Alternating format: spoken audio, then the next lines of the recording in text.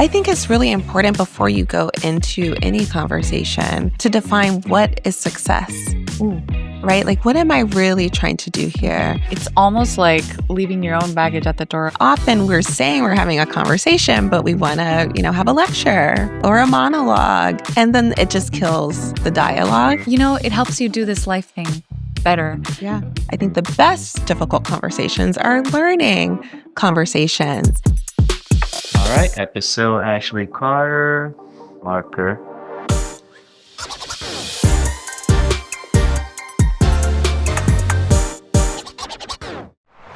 Leadership isn't always about having every answer. It's also about knowing how to listen, communicate, and build trust when things are uncertain. Ashli Carter, senior lecturer in management at Columbia Business School, has spent years helping founders and executives lead through difficult conversations with honesty and empathy. In this conversation, she shares what makes a tough conversation productive, how to build trust even when you're unsure, and why emotional intelligence might be the most powerful business skill of all.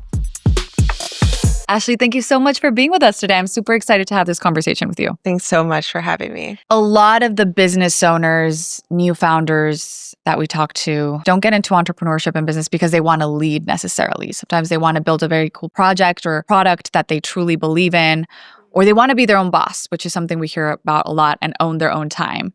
Why do you think that this transition into leadership can be challenging for them? I think, though, when we hear the word leader, we have maybe, the image of the typical CEO. Sure. Or we think, like you have to have some, large platform, or maybe that you need to have an MBA or a fancy degree. We can lead in all sorts of ways, regardless of what your title is, regardless of your age. I think it's more so you're daring to have a vision and you're willing to step up and say, make that commitment that I'm going to make this happen. And so they're already leading. Now, when they actually are sort of in the day-to-day and they have to bring others with them, I think it is tricky because maybe the strategy that you use to motivate one of your team members, maybe it doesn't land with a different team member. Sure. It does require an ability to experiment and to play. So if you're thinking about this as a business owner, it's like you're running the business and you're thinking about a million things, and then you also have to exercise the muscle of being a leader and speaking to your employees, people you manage. You have to adapt to their needs, their goals, their personalities. Yeah. And that to me was like, oof, that seems like a lot to take on as one person, because then you also have to take care of yourself through that, right? As any relationship, there is a give and take. And if you have made some sort of commitment, then what you've also done by making the commitment is saying, I am willing to concede in certain places. Sure. I'm willing to prioritize you or your needs at certain points over my own.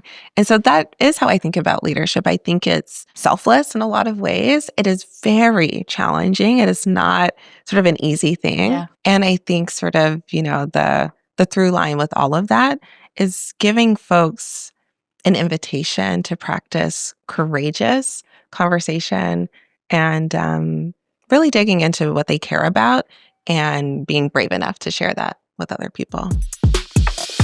What inspired you to go and do this? I think I was bound to be a teacher in some form.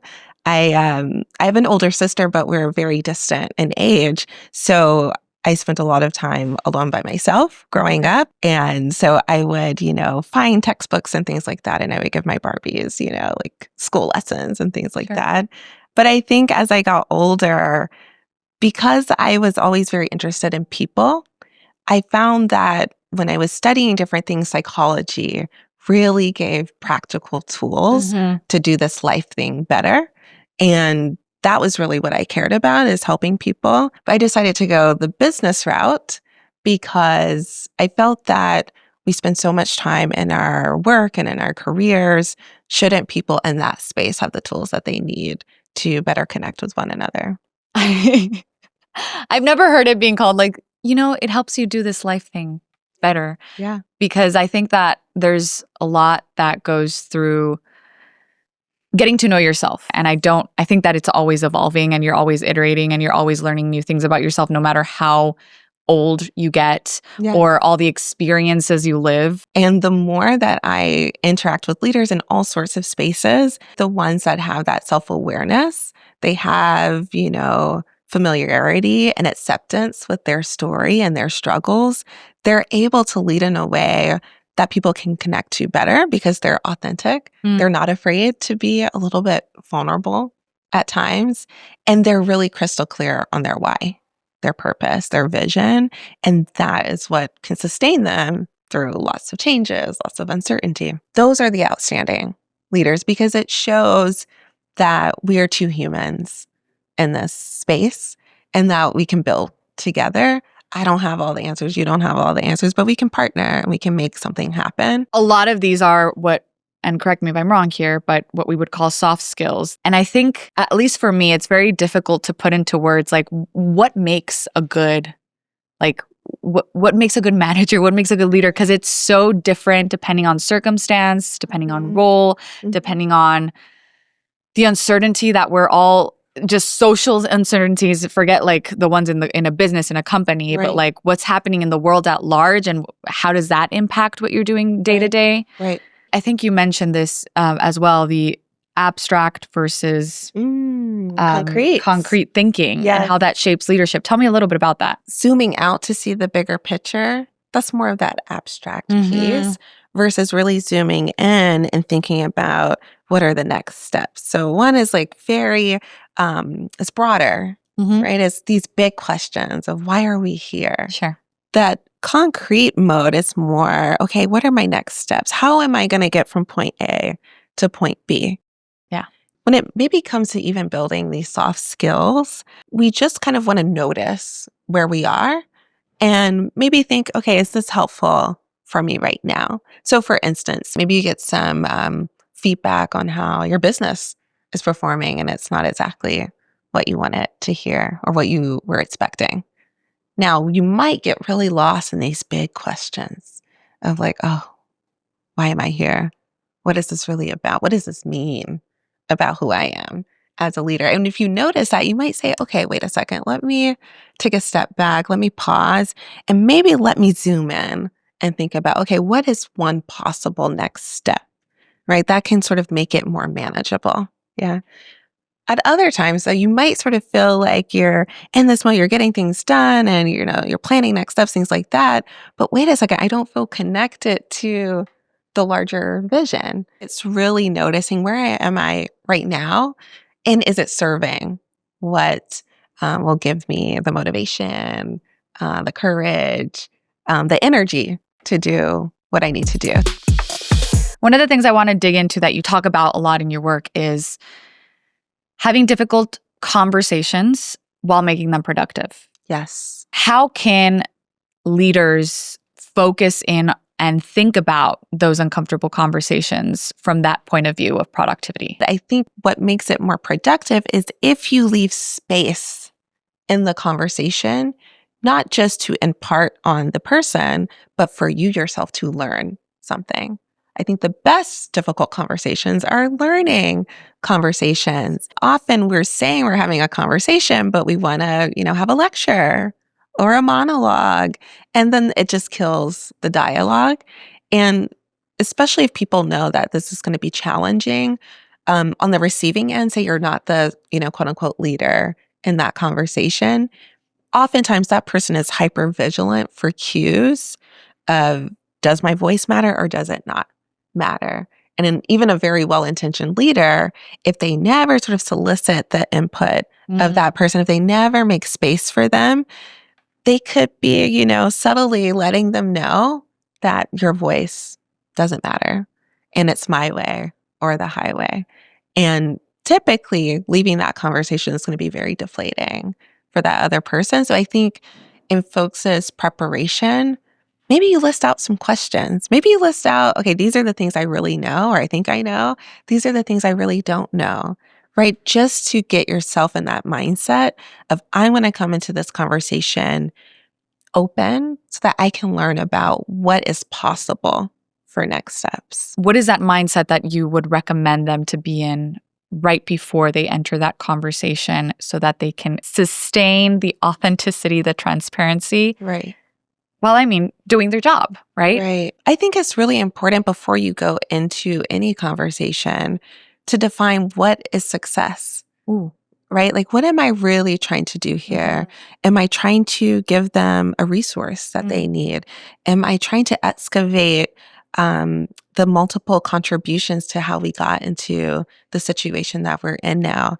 Am I trying to inspire or motivate someone to take ownership of a piece of a project? Taking a moment to get clear on that, it gives you some guidelines of what is serving that goal and what is maybe worthwhile, but not as useful, not as influential to where we're trying to go. The other thing, though, is getting clear on what are the stakes for me?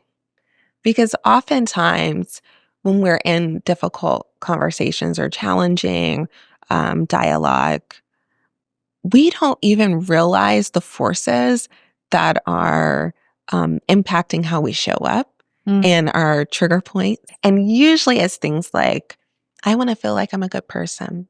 I want to feel like, I care about my team. And maybe I'm nervous that if I bring up this issue, it'll seem like I don't care.